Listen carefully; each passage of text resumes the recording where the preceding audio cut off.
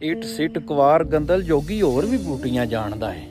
गल कर लगा मामिया ते चाचियां दी। अपने भी हफा मुझसे बेगाने भी ना खुश, मैं जहरे हलाहल को कभी कह ना सका कंद। असी जहर नूं जहर ही कहना, खंड नहीं कहना। जदों खंड आखांदे ना जी, चापलूसी भी चावे दा, चापलूसी करनी नहीं। रे जिहड़े मर्द हुंदे ने ओह कदे भी चापलूसी नहीं करदे। मामे मां दी जमीन खा गए ते चाचे प्यो दी खा गए, कसर कोई भी नहीं छड्डदा। ठीक है, वो कल आह शिकवा ते अज जवाबे शिकवा, समझ आ गई है ना जी। ये जवाबे शिकवा है।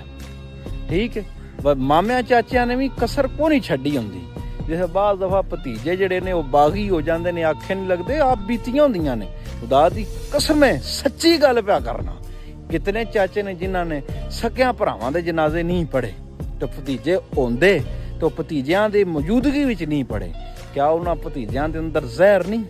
कितने मामे ने जिन्हां ने अपनियां भैणां दे राह बंद कर छड़े ने, पेका विड़ा बंद कर छड़िया जिथे वो कुड़ी खेड के वड्डी होई।